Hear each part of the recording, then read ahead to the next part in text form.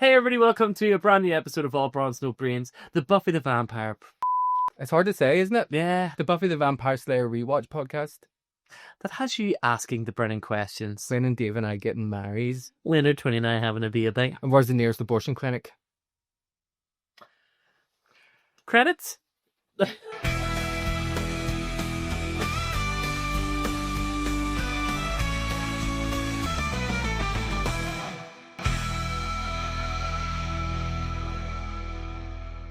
Yes, we're on episode 39. Homecoming. No. We're on episode 39 of the podcast now. Nearly the big 4-0. Oh, really? Yeah, that's I'm funny before we get to 50. It's funny because it's my 39th birthday this week. Oh my god, you're so old. I'm so happy. I'm only 24. This episode is called Homecoming and it's written and directed by David Greenwald, who went on to be the co-creator of Angel with Joss Whedon. Oh, okay. And it first aired on November 3rd in 1998. I feel like how are we still in 1998? I feel like we've been in 1998 for about 4 seasons at this point. Yeah, but it Wait, we're in season 3. We're not season 1 not starting in 1997? It did, yeah. How the fuck are we still in 1998? Because 1997. Well, did aired early in 97 and late 97. Yeah, it was out January, I think it was when it started.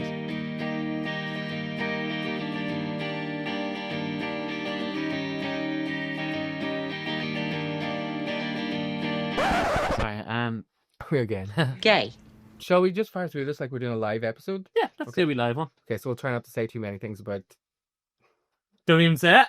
What? Oh my god, this is so Gross. good. I'll bank that one. Girl. I don't know where if I broke this. Oh yeah, there's okay, that's good. They're That's not ready. So we start with the gang at the Bronze and they're discussing getting a limo for the upcoming homecoming dance. Right. Sorry, I'm just like, we look at each other like, this is what they're doing, so it is. Xander's like, nah, I can't get one because I'm poor. And Willow's like, if it's our last homecoming dance of the year, we should really get one. And I know we've asked this before, but how many fucking dances do they need to have? Question. Americans have already told us. But they need to go back and visit. They'll be like, why have you not listened to my answers? Fair. But why do you have so many dances? Like, who cares? Well, if it's $1 issue, we could all take my van. Van? The homecoming queen doesn't go to the dance in a van. To be fair, Yeah. The homecoming queen doesn't ride to the dance in a van. she rides in the van at the end. No. Oh, you're dirty. Well, Xander says you haven't been elected yet, and I love Cordelia's face when she's like... It's like She's really good in this episode. she is great. Which is good because you didn't get any of her in the last episode. So It's a Charisma Carpenter vehicle, or a Charisma Carpenter. Buffy's daydreaming as we see the camera kind of go in on her because she's not sure she's going to go because Scott hasn't asked her to the dance yet. What's going on here? Did Scott not ask her to the homecoming dance yet? Thanks, Cordelia. Humiliation's really good for my color. Obviously, Scott shows up. He's actually looking pretty nice. Scott says he obviously you think he's looking nice because this episode he turns into a fucking asshole. You're like immediately attracted to. Yeah, because he's a dickhead. Yeah, that's true, actually. Scott says he definitely wants to go if she wants to go, and she does it, and she says she wants to go if he wants to go. I'm like, oh my god, it just reminds me of Friends, when Ross and Julie are like, you hang up, no, you hang up. Oh, no, you hang up. You.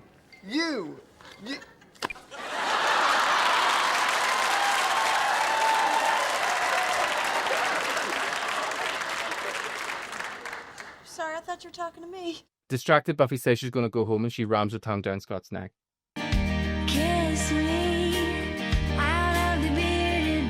Do it now, lick it good. Suck this pussy just like you should. Right now, lick it good. Suck this pussy just like you should. My neck, my back, lick my pussy and my crack.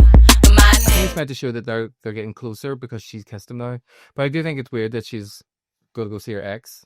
Yeah. I mean, yeah. It's a nice wee start. Yeah. But I don't understand. So do they have dances per... I know we've asked this before, but is it like...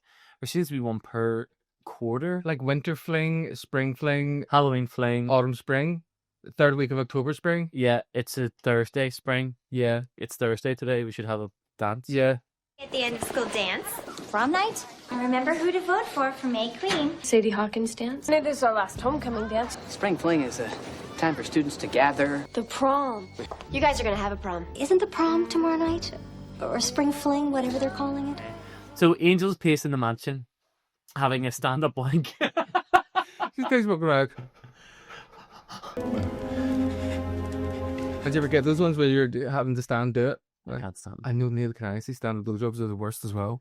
When you're standing, or I stand? When I can't stand it, above my blowjob on a giant. Maybe he's up on a wall. Anyway, Buffy arrives with some blood and a meat parcel from the butcher's. She comes from the butcher's, says, right, I've got your 3 Chinese ribs, your 2 pounds of mince, your 3 things of bacon. 20 quid? 20 quid check. 20 quid, Dutch Corner. Nuts Corner. You wouldn't be buying meat from Nuts Corner. You find meat from Nuts Corner? Used to sell you meat in Nuts Corner. Angel, who now can speak, tells Buffy it hurts less. Sorry, he's really good in this. He is actually kind of such a good actor over the summer. Actually, feel like he probably did take lessons or something. It hurts. Less. Buffy says she's not going to tell the Scooby Gang that he's back. They wouldn't understand that he's better. Silly mistake. Buffy tells him that everything is different now. She's a senior. She's working hard in school, and she has a new boyfriend. She came in that dig down bitch. I have a few things to say about this. Okay. Angel goes to touch her, but fixes her collar. Buffy tells him that Scott is a nice, solid guy. He makes her happy, and that's what she needs, is someone she can count on. Do you want to go first, or do you want me to go first? I'll go first, please. This fucker dragged himself out of hell. I don't think he dragged himself, but... Someone dragged him out of hell. He has been dragged out of hell. Yeah. He's been tortured for... 200 years. Is that how... Yeah, like, it's canon. 200 years. So he's been tortured for 200 years solidly. And then he gets back. He cures himself of his monstrosity and then sees Buffy, and Buffy's like, oh, sorry, I'm seeing someone else. Insensitive and anti-feminist. Even though she fucking murdered him. Welcome to the gay scene. What did you say? I don't think there was a need for Buffy to necessarily hold anything back from telling the gang because, as we know from watching the previous episodes, Giles and Willow both know that Angel was cured. Mm-hmm. So they would understand that he was back as Angel. Yeah. It's obviously just a, what do they call that, a MacGuffin to introduce maybe a tension later on in the series. The other thing is, I've never seen Buffy be this insensitive before to be like, well, I've got a new boyfriend and like he's actually really normal and I love him. See, on a deeper level, when I was like having rewatched this and then kind of like doing my own research and stuff, there's stuff that isn't, I think, obvious if you're not thinking about it, but then if someone points it out, then you're like, okay. Oh, okay. But I really like that this episode is like a culmination of dealing with Cordelia as Buffy's shadow self. Buffy has always looked at Cordelia as representing the life that she could have if she wasn't a Slayer. Very good, okay, yeah. So when you look at it like through that, this is the episode where Buffy finally moves past that. Yeah.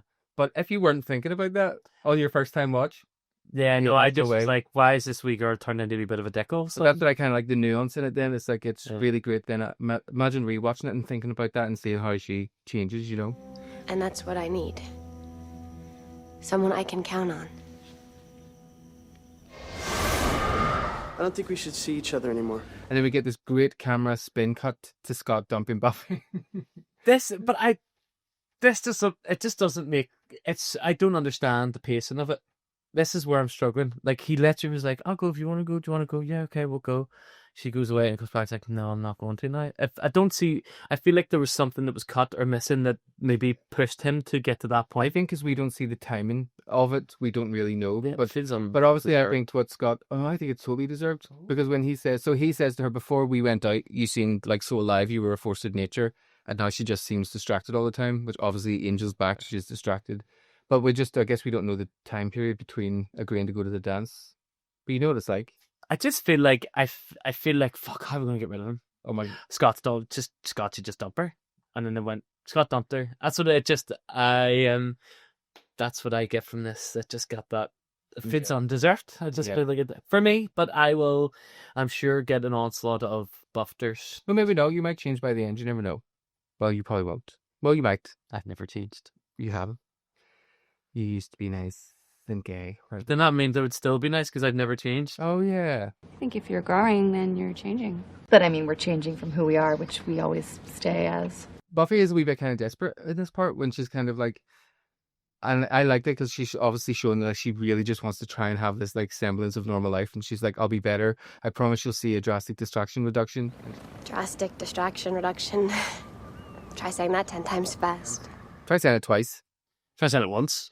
Perfect. So if you come to Falls Road, he walks away and the shot lingers on Buffy for ages, which I really liked. It was just like David Greenwald driving this sense home that like poor Buffy's just I'm never gonna get it. Never gonna get it, never gonna get it, never gonna get it, never gonna get it, never gonna get it, never gonna get it, never gonna get it, never gonna get it. Oh yeah, that was it. So anyway, yes, we see Buffy then being watched by some men in a van. So the 1998 technology, I love this, is like a cell phone, a flip mobile on top of like a router to make it look like, oh, this is technology. Yeah, it's so good when you realize that back then that we had no idea on any of that stuff. Yeah, Like, so we're like, oh my god, so high. it must be high tech, and then you watch, it's like, that's a router, that's just a thing, they're just touching each other. Yeah, that's great. it was brilliant. The call goes through to an old man in a wheelchair, and we see that behind that man's Mr. Trick, who calls Buffy the target. It's good to see Mr. Trick back. Wondering where the fuck he was. And then we're into the credits. That's quite a lot pre-credit. Yeah, it's good. It's setting up something. Setting up the episode, yeah. I guess that's what happens every episode. Deputy Mayor Alan Finch enters the mayor's office. He reports that 2 German brothers who are major international terrorists have arrived in Sunnydale. Why would a mayor know that? Anyway, the mayor, Richard Wilkins III, calls Alan a dirty, stinking bastard because he can smell his hands on the paper, and tells Alan he wants to know if other colourful characters come to town. Now, do you remember? This is the first time we're meeting the mayor. Is it the first time? I thought we met him before. No, first time we ever see him. But Snyder has called him before to be like, yes, we've kicked her out, blah, blah, blah. So we knew that there's something else going on with the mayor. Yeah. And I will just say, it's not overly a spoiler, but the mayor is the big bad of season 3. Get out of here. Yeah. Are you serious? Oh my god. I did not know that. I sort of got that impression. Can I just say? Yep. The guy that is Richard Wilkins, the actor? Yeah, Harry Groner. Wait, what? Harry Groner is his name. Harry Groner? Yeah. Harry Groner. Yeah. Like a big Harry Groner. Yeah. Why don't you understand this? Like Harry Krishna. He's really good. Yeah, he's brilliant. That's why he is one of the most, like, the best. He makes me feel so creepy. He gives you, he's just something that, like, he's just really good. It's the way it's like, he's got this cadence in his voice, it's like, da da da da da. Yeah, like, but it's just that sort of like, it could be it's like, they could be clean when they smell on the paper and all. Yeah. It's just very good. This is really good. Yeah, I'm looking forward to you getting to see more of the Mayor, because he's one of like the best villains, I think. Oh, really? Just because he's really evil, but he's also very good at being not evil. This doesn't make sense. We see the Scoobies having their yearbook photos taken, except Buffy, who's training with Faith in the library. Willow says she wants to dress like a massive slag to make Oswald Sam. Cordelia is checking out the competition for the homecoming queen, and first of all we've got Holly Charleston. Nice girl, brain dead, doesn't have a prayer. I wish we'd have cut to her doing the charts today. Just Danny going da da da da da da da da da da. Sorry. And Michelle Blake, open to all mankind, especially those with a Letterman jacket and a car. And I wish we cut to her doing the Blake. So grab your friends, wear your florals, and head out to see it. She could give me a run. The gang sends Cordy to tell Buffy about the yearbook pictures so that she doesn't miss them. Also, do you not think none of them really dressed up to have their yearbook pictures taken? Yeah. I'm going to insert pictures that we had taken, not in our school, but in primary school, where me and my sister, we got nicknamed the Waistcoat Crew because we all wore waistcoat. The Waistcoat Crew is a shit slagging as well. It's like there's so many things you could have mocked you for your family. Yeah, like Children of the Corn would have been good. Yeah, you're blonde, blue-eyed. No, you're blue-eyed, actually. Hazels. I feel like it was blue back then. Blue dabba-dee dabba-die. Blue everybody in the street. A blue. Let's keep going, because I know there's a bit that when we get to it, I'm going to fucking have an issue. Buffy's knocking the fuck out of Faith in the library. Man, guys should break up with you more often. Gee, thank you. No, I mean it. I mean, you really got some quality rage going. Really gives you an edge. All that rage is giving you an edge. And it just reminded me, remember when Buffy was teaching Kendra about using her anger? That would be anger you're feeling. What? You feel it, right? How the anger gives you fire? Slayer needs that. They're dropping that in now because it will become relevant later in the series when Buffy flirts a little bit with, like, the darker side of herself. Down here. Where the sun don't shine, bitch. Buffy and Faith decide to go together to the homecoming. Lesbian! We're all thinking it, aren't we? I'm not. Faith says that they should get some studs, use them, and discard them. That's us. Hey, Dad, we're your stud girls. Cordelia gets distracted at the library door, sucking up to some guys for their votes, leaving without giving Buffy the message. Oh, right. I forgot. I didn't realize. It's insane that this little thing is such a huge part to have not telling her. Yeah, because I think they made a point of showing that Cordelia got to the door, got distracted, and it wasn't intentional or malicious. But her thoughtlessness is something obviously that's a character flaw. But we have this kind of crushing scene where Buffy's trying to get a liquor. We have this kind of like, it's quite a sad scene where Buffy's trying to get a letter of recommendation from her favorite teacher. Remember, Snyder said, you need to get a letter of recommendation from your favorite teacher. He said one that's not an English librarian. Her teacher doesn't even remember her. And she's like, sorry, who are you? It's like, were you absent a lot? And she's like, Buffy Summers, like your class on contemporary American heroes, like changed my life. And the teacher's like, sorry, who were you? Were you absent a lot, Buffy?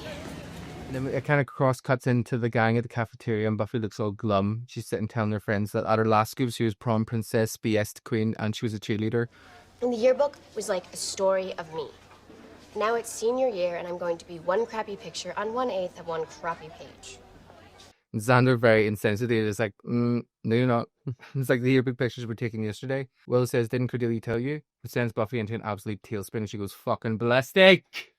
Okay, see, It doesn't quite go ballistic. Yeah. Is this changing your view of what you thought? Yeah. Okay. I think I wasn't really... I just didn't really care about this bit. He doesn't care about this whore. So, Buffy confronts Cordelia, who starts complimenting her only to stop when Buffy says she's not voting for her. Buffy tells Cordelia she could have thought about someone other than herself for 30 seconds. They get into a little bit of a back and forth. Cordelia saying, just because you were guacamole queen when you were 3 doesn't mean you understand how this works. Thank you, Tony. Obviously, it involves handing out entirely lame flyers. No, it involves being part of this school and having actual friends. Now, if it was about monsters, blood, and innards, you'd be a shoo-in. I'd like to see you try and win the crown. Buffy's like, you would? Then you will. And then she kisses. No, I'm going to run for homecoming queen and win. You've awakened the prom queen within, and that crown is going to be mine. I love this part because I just love when girls are bitchy to each other, obviously, because I'm a faggot. Oh man, the girls are fighting, aren't they? Whatever you're about to say it. I just feel like this isn't. I just feel like this wasn't written very well, or like it feels like a season 1 episode. I think maybe because we've had a string. The first 4 episodes of this season as well have also been very. They've been fucking class. And they've been very nuanced, kind of dark and intense. And this is like this is a lighthearted romp. Yeah. Like a high school romp. I don't like lighthearted romps. I like the fucking nitty gritty big old titty witties. Meanwhile, Mr. Trick has organised Slayerfest 98, not the podcast. I got a competition in which participants for a fee get to hunt the 2 Slayers. Oh my god, it's basically the Hunger Games, but for Slayers. The competitors include the 2 German twins, Hans and Friedrich Hohensteiler, who are working with that older man. Yeah. And the vampire couple, Lyle and Candy Gorge. Remember them? Yeah. Well, do you remember the man? Lyle? His brother got eaten by that big fanny egg monster. Mm-hmm. A demon named Kulak of the Mequak clan. Whatever the hell you are, my brother, you got spiny-looking head things. I ain't never seen that before. And a man named Frawley. Frawley. Jim. I named Jim. Okay, now we're getting it. We're getting to the end of the fucking... Yes. It infuriated me so much. This is good, though, because this is universal, so it's good to know you're on the same page as well. What the fuck? Like, what the fuck? And then I was waiting the whole time to like, right, there must be a spell on the town or something, because there's no... Tell the audience what you're talking about. Xander and Willow are trying on outfits for homecoming. They go through several, to which Xander says... Nice. Yeah, she comes out wearing something. That's nice. And he goes, nice. We have Lisa Loeb playing the... What? Lisa Loeb. It's a song, How by Lisa Loeb is playing in the background. It's a real 90s song. Like, how did you happy? That's the music they're listening to. It is really like... They never would have kissed if they were listening to Dirty. What? No, they're fucked. Fuck. We have Lisa Loeb, I'm Tony Loeb, playing in the background, and Willow is fixing Xander's bow tie. He asks her what base her and Oz have gotten to. Willow's like, I'm not a slag. It's just handies and over the clothes stuff. Is that what she said? It's because we don't do bases, so I don't understand bases. Handies and over the clothes stuff. Perfect. Willow's next outfit, Xander calls gorgeous. And the room is full of all this sexual tension all of a sudden. Xander and Willow have a wee practice dance, getting closer and closer until they kiss. A full-on tongue open mouth kiss. Willow does kiss like that, which is kind of nice to see because she's so. You always know it's the quiet one. Girls, Yeah. dirty wee cats. They pull apart saying that never happened, panicking that it can't happen again. Willow says it's a clothes fluke. Xander says, "Let's get out of these clothes," as they comically run off in different directions. That was a funny line. I did like that part at the end where they. This is what makes me feel like, has this dickhead wrote just so they can write this joke in? Like, oh yeah, let's get out of these clothes. Have you made them kiss just so you can write a shit joke? I don't think so. But there has been zero. This is unpaid. This is not paid for. This is. Do you think so? This is the shit that is why people are like, boys and girls can't be friends. But they do talk about this a bit later, which when we get to it, I'll then say what I was going to say. But yes, you're generally right. The majority of the fandom don't agree with this. This is something that's been put in as a catalyst for something that's going to happen later in the season. But it's still like, but I wish they had peppered this from the start of the season then. Yeah. Wee moments, just even one moment in an episode where you're like, are they flirting? Yeah. Just so you can be like, oh my God, that's been building up. But then it's just like, even throughout this episode, there is zero flirting. She just comes out wearing a dress. Yeah, part of me wonders if it's also because sometimes these things can pop up out of nowhere. Yes, of course. You can definitely look at a friend that you've only seen as a friend before and you're like, oh, I haven't seen them wearing a sexy outfit. I didn't know they had curves or whatever. But you're still not going to be like, let's do the podcast. No, I'm not going to do that. Okay. They would love that. Yeah, they would. They would. You would love it. You would love it. Dirty bastards. Join our Patreon. For a good time, call 0100. All bronze, no brains. Oh. Next day in the library, Buffy is analysing the homecoming competition on a big board. Buffy explains that it's going to be hard because she's not too popular, but she's not quite unpopular, as a lot of people came to her about the home party, and Willow's like, they were killed by zombies. Buffy wants Willow to do a database, and she wants Oz to talk to musicians and weirdos. She calls them the Fringe. But they're interrupted by Cordelia, who Buffy says to her, Chuck, we can still be friends. This doesn't have to be like awkward as fuck or anything. And Cordelia's like, well, that's great. Willow, how's my database coming? Xander, did you get my flyers? I think we're getting along great, don't you? I love this part. Jazz appears and saying that it seems like a lot of fuss for one little title, which just really sums up this episode in general. I couldn't agree anymore. But I like that. That's maybe the the point. Sure. It's not like anyone takes it that seriously. This again, I just don't feel it. All just feels like, I don't know. I don't know. I can't. Again, I don't know why, but I just don't. It just feels so. I just don't believe that Willow would. And I know because she's found herself in the guilty place and she's doing it because she cheated on the thing. And I know I get that's why they're doing it all. I'm not stupid, but I'm just like, it just feeds on this. It all just seems to be happening so quickly in this episode that, like, I just think the pacing's wrong or something. I don't know. There's something about it that, and I've seen them do mental stuff. She goes to a hell world in LA at one point. Yeah, I'm fully on board with it because of it. But this, I just feel like maybe it's like characters are doing stuff that I'm like, what the fuck? You wouldn't have done this literally yesterday. And maybe this is too like maybe the change in like it being more real world like is slightly it's jarring. It's not as interesting to you as well because you really like are invested in the lure. Yeah, maybe. That could be true. I'm not a teenager, so I don't see the jeopardy in that. When you are a teenager watching it, you get the importance of boyfriends and girlfriends. But you're not you're going. And this is obviously a real high school thing that when you were watching at the time is like you could relate to. Yeah. But I think it's also harder for us because we don't do homecomings. No. And we don't have homecoming king and queen. We did do awards though, remember at our formal? Because remember I won one and then I had a penny on like a big receipt as like for my thank you list and they like all dropped out. That's all right.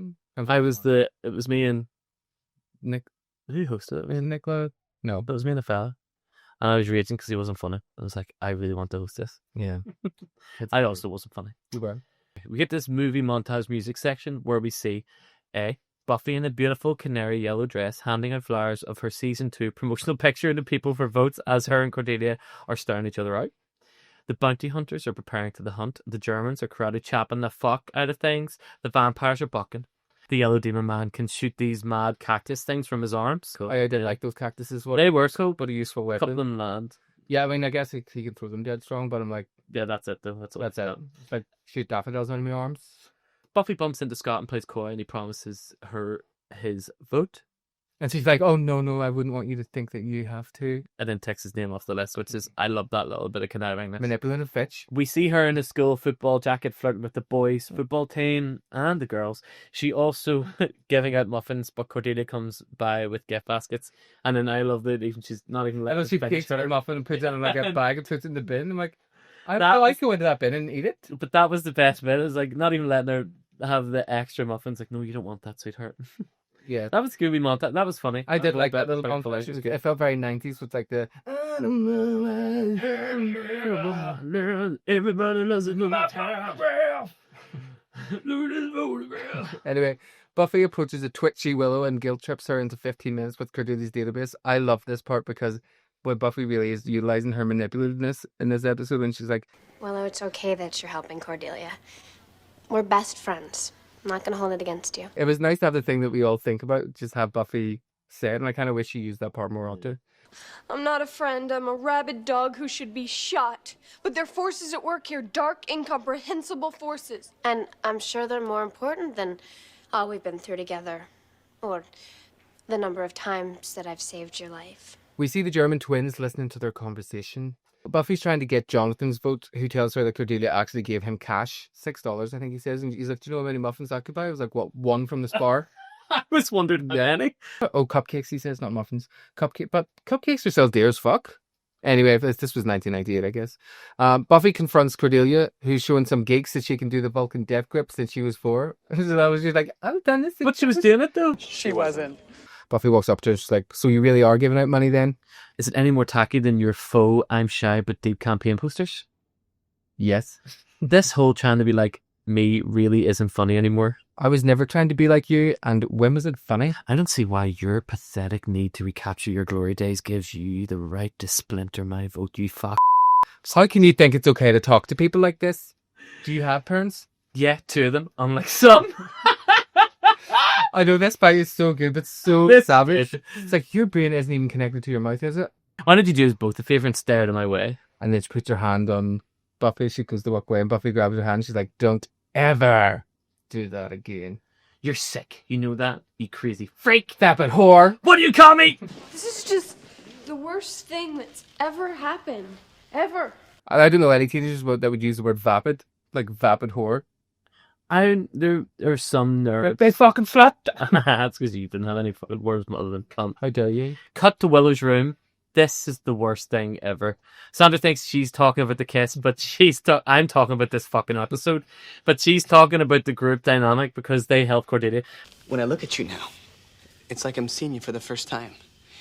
I'm talking about Buffy and Cordelia. Me too. Sandra's frustrated that he has all the things he wants, and why isn't it enough? Willow asks Sandra, what are they going to do? I have a question for you. Have you ever had one of those moments? You know those movie moments where, like, I've had it happen once in my whole life, where, like, I was just kissing someone, and I was like, where the fuck did that come from? But, like, yes, that's what I mean. Yeah. That thing where they're going, I've only ever had that happen once in my life, and it was randomly, I was 18 and uni, and it was like... It was with the first night we kissed in Belfast when we were out with Fiona, and I don't remember it. I think we've talked about it on the show before, where all of a sudden we were just kissing, and then remember someone took that video. Oh, that's... But did you ever that? No. Okay, you're the only one. We see Buffy come out of her house in a beautiful red dress, and she gets in the limo next to Cordelia. She looks amazing. Yes, Buffy and Cordelia. Yeah, they both amazing. Something. Cordelia hands Buffy a note like this, and the note says basically that the rest of the gang aren't going to ride with them in the limo until they sort out their problems. The limo was not cheap. Work it out. Work it. We see that the limo driver is one of those mad German hunters. Oh my god. Mom. So Buffy and Cordelia are bickering over the corsages. Buffy tells her, you wanted the orchid, you got the orchid. And Cordelia says, well, it goes with my complexion better. To which Buffy says, it does have that kind of pissy yellow fake tan colour about it. The limo comes to a stop, and Buffy and Cordelia get out in the middle of the woods, and there's a big TV saying, play me. Guess what they do? They press play. No fucking way. Fucking press play. You know what I would have done? Be like, no, get back on the limo. I'm not going to do what that TV tells me. Yeah. Random TV in the woods. Yeah. Where's it getting the power from? I don't do what the TV tells me to do. Where's it getting the power from? Don't know. That's a wild fucking electric fucking extension lead. Yeah, it's probably a fucking B&Q 10,000 meter one. One in fucking CRT TVs. Ah, You get carried out to their heaviest pop. They are really probably those Germans. No, they probably took the wee ones from school, like we wheel out, just wheel it all the way out into the woods. Oh, I love those. It would have been funny if that had been in the middle of the woods. Mr. Trick addresses them from the video and says he addresses them as Buffy and Faith. So, and he informs them that this is Slayerfest in 98. And I love when he's like, hello, how stupid are you people? She's a Slayer, I'm a homecoming queen. That's very funny. As the TV explodes as someone shoots at them. I never realised, I actually genuinely thought Slayerfest was a festival. Oh, really? After Buffy. That was, I didn't even know it was a reference to an episode. I never knew. Yeah. Slayerfest 98. I genuinely thought that was a radio show. Or something, like I didn't. Yeah, so that's the name of Ian's podcast. Yes, obviously, which is a really smart name. It's class. Because anytime anyone ever has to talk about this episode, they're getting shouted out every time. We're getting loads of free promo. Shout out Slayerfest. Shout out Slayerfest. We love Ian, and we love Slayers, and we love fests. 98 of them. 98 fests. 98 Slayer fests. Oh, fest. Yes, sorry. The fucking dick. Xander and Willow are moping at the bronze, and Faith is like, what the fuck is wrong with you two? Giles appears and tells them we need to get Buffy. Something terrible has happened, but he's only joking. I did like that. That was kind of funny to be fair. This is so funny. Like, it feels like Giles and Cordelia have switched. Like, he's only popped up twice in this episode, and I don't think we really see him again, do we? I can't remember. So, what we haven't seen is Scott is currently standing dancing with a girl on the dance floor. Like, really, really, like, yes. And it's like, way, no one danced like that in school. Anyway. Do you remember me and Shannon? Yeah, it was disgusting. That's the worst thing. I've never seen more of your tongue in my entire life than when you were kissing someone else. Anyway, yeah. Faith approaches Scott and tells him, good news, the doctor said your gonorrhea will go away, but you have to use the ointment to embarrass him in front of his new date. I love that we're still in the early stages of Faith where she's like, she's pro Buffy, she's Buffy's mate, you know, and I love watching all this early Faith for I keep saying early Faith, and I don't know what later Faith is. Okay, well, yeah, it's just as nice. Anyway, no, I know what later Faith is. No, holy fuck. No, it's not. They just write. I didn't watch it. So, guess. See you later. Giles tells Xander he's going back to the library until the coronation. Xander notices they've been going for a while. They must really be getting into it, which is very good. Yeah, they're really getting into it. Cordelia and Buffy are running through the woods when Buffy almost stands in a bird trap, which she narrowly misses. We get that nice slow motion shot of her foot going. Oh yeah, in and out. That's cool. And then she grabs the bird trap and swings it round and fucking chucks it at this man that's trying to shoot her, which causes him to stand in the bird trap. That was cool. Oh my god, I can't get my words out. That was lots of words all in one go. Buffy takes the man's gun and she threatens to blow his fucking brains out if he doesn't tell her everything she wants to know. In that moment, isn't it insane how I was like, whoa. But when she stands to kill loads of vampires, I'm like, whatever. But yeah, as a human, I'm like, whoa, I think Buffy couldn't do that thing. I also like the idea of, like, because people don't know her, if they don't know her, that she could be a lot more intimidating than that. So I like that idea of being like, I'm going to blow your fucking brains out, which obviously she doesn't say. I'm paraphrasing if you haven't watched it. He tells her everyone that's in the game trying to get them. And they run off as the big yellow demon flings his mad cactus at her. They retreat to a boarded up cabin, and Buffy tells Cordelia to look for a weapon, and Cordelia starts to panic thinking she's going to die, and she kind of confesses to Buffy that she loves Xander. So I like that we're getting a wee bit of this nice moment of Cordelia. That's it? Just this and a telephone. A telephone. And you didn't think that'd be helpful? No, this is better for... Oh. So they use the phone to leave Giles a message, and as they're leaving the message, the Germans cut the phone off. World War II all over again. Oh, Cordy finally gets to the crux of the issue when she asks Buffy why she even cares about Homecoming when she does stuff like this. This is very interesting. This is the bit, I do remember this bit, when you've got like Cordelia going, you are a superhero, can't you just fucking be a superhero? And she's going, I don't want to be a fucking superhero, I just want to be the pretty girl that has the boys and just goes home and has some... That'd be really cool. Actually, this is a great scene. This is actually one of the things that work. Making Xander and Willow kiss was fucking out of no fucking where, but whatever. Buffy responds by saying it's all because it's all she does is this. That's how all her life is. She thought maybe she'd have the chance to say she went to high school, she had friends, and that there'd be proof that she was chosen for something other than this. Besides, I look cute in a tiara. I really love that line when she's like, proof that I was chosen for something other than this. I just thought it was kind of like... It's kind of sad, but it's also kind of... She has no choice. She was born and then they're like, you have to do this thing. Like, and you get that very much from the... But it's not like... The thing I sometimes struggle with too is that but she's equipped to do this thing. It's not like she's a normal person that has to do this thing. Right then, the big spiky yellow bastard smashes into the cabin, attacking Buffy. Cody tries to shoot him and nearly shoots Buffy, which was nowhere near any of them. Yeah, it was very funny.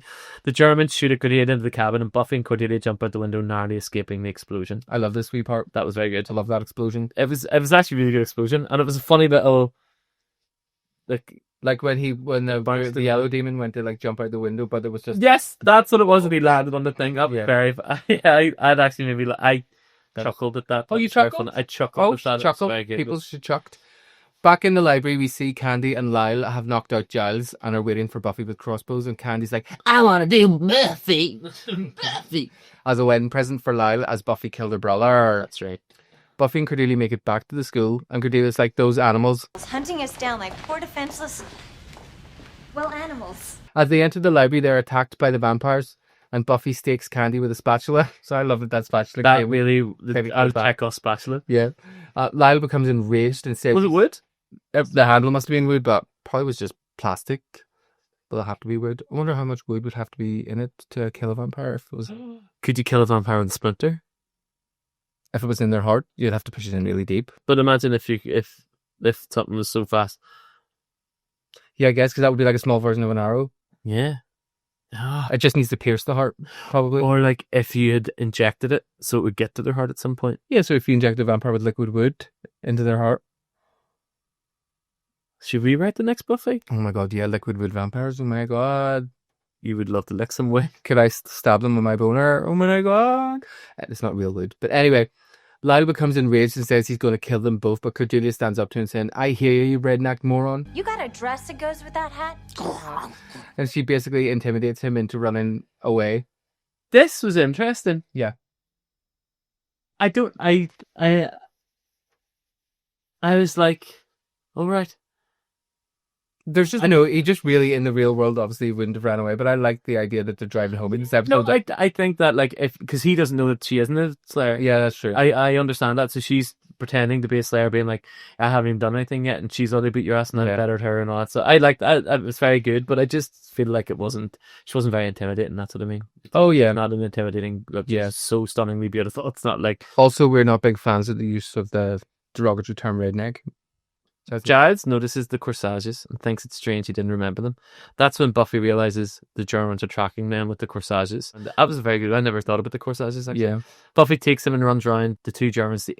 This was brilliant. Yeah. Because the two Germans aimed at each other opposite side of the wall, and then they fired at each other, essentially killing each other. I said each other so many times there, and the old man thinks that he's won. The reason why is because Buffy is able to put the tracker. They're looking through these goggles that can show the tracker through walls and shit, so they can fire through the walls. So Buffy puts the tracker on each of them, or only on one of them.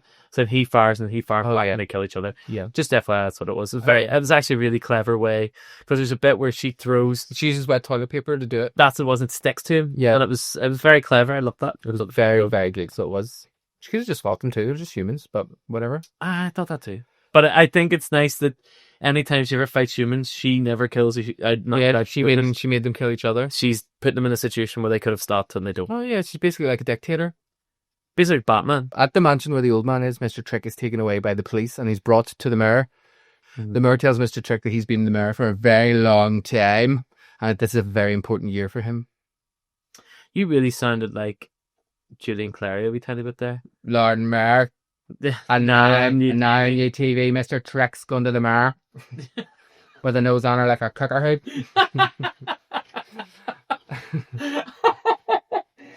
A nose on her like a cooker head? Yeah. I've never heard that in my life. That's fucking brilliant. Yeah, he said that about... That's horrendous. That's so good. He said that about, like, Gagey's mummy on the Cornelius Street. Yeah. But now in the UTV, why is it that some girls just don't realise that once a lying, cheating, two-timing bigamist, always a lying, cheating, two-timing bigamist? A leopard never changes its spots, especially when it's got a nose like a cooker hood in Coronation Street. Nose on her like a cooker hood. We should get him to be a guest on the podcast. Julian, do you watch Buffy? Do you watch an eye on Buffy? We can get him to introduce our podcast. An eye on up the buff. Probably could. It'd be that's what I've called Up the Buff. I keep saying our name. Up the Buff is still a better name. The mayor goes into this wee rant about how the children are the future of tomorrow and the kids and blah blah blah. Like the I believe the children of future. Children of the way. and how he needs the children, etc. So Mr. Trick and the Mayor essentially decide to team up to help keep Buffy and Faith in check. Sorry, I really love singing those too. Looking like they've been dragged through a hedge backwards, Buffy and Cordelia make their way into the bronze for the crowning, and oh my god, it's a tie. The winners are Holly Charleston and Michelle Blake.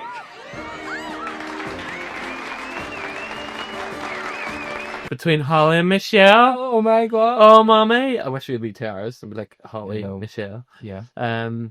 As balloons, confetti and whatnot fall down around them, we see Buffy and Cordy fed up, walking away from the bronze as we hear Holly start to cry in her acceptance speech. Promised myself I wasn't gonna cry. That was very funny. I like that you get like Buffy and Cordelia have now come a little bit closer together in there. I think it's like now we finally have that understanding of each other. Now I do think Cordelia had this understanding first because she's never had issues with Buffy in terms of feeling jealous or whatnot, but this is obviously... so? Yeah, I think so. I thought it was hinting that she was a little bit jealous of the fact that Buffy's so strong and powerful. I don't think jealous. I think she just doesn't understand why Buffy... Like, I think Cordelia's very like black and white in terms of like, this is your lane, this is my lane. Why do you want to be in my lane?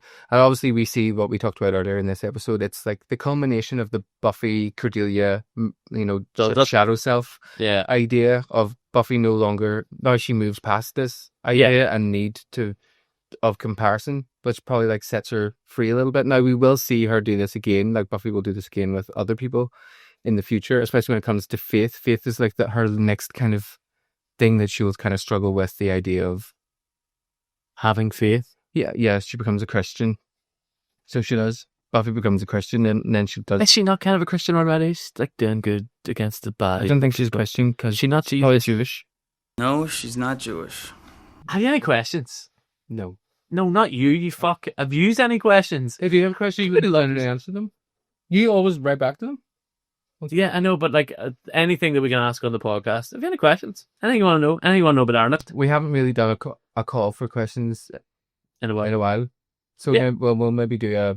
But just for the crack, I just would love to chat this because you've been so nice and like... anal, like commenting on stuff, and like it's so cool to be like, I don't know, we always do the same thing. We're like, thank you so much for watching us, it's so nice, but we do it genuinely. Are like, I do mean it. What? We do mean it though. No, I know I do mean it. I just think like I don't mean to sound like I'm pandering. David has this weird thing where he sounds insincere the more he tries to be sincere. Is that right? You're like, oh, thank you so much. I was like, don't mock our peeps. Get rid of him. If you want David to leave the podcast, comment below. Oh, who said? Oh, it's everyone. It's God saying, please abort. Go back in time and abort yourself. Anyway, if you've come this far, surprise me, we're in the same room. Hi. Oh yeah, we're in the same room. Yeah, we're in the same room. And it's because I'm home for my birthday. Now, I went for shit. I hope you guys checked out our Patreon last week because we had a special video where me and Tabby debunked a little bit more of Beauty and the Beast. But thank you very much. Make sure you like, subscribe, all of that. This was a wee kind of like live version of this episode, so it maybe feels a little bit shorter and not as analytical. But please make sure to keep in touch with us. Keep in touch with us? Yeah, send us a letter. Send us a letter or a homing pigeon or something like that. Okay, bye.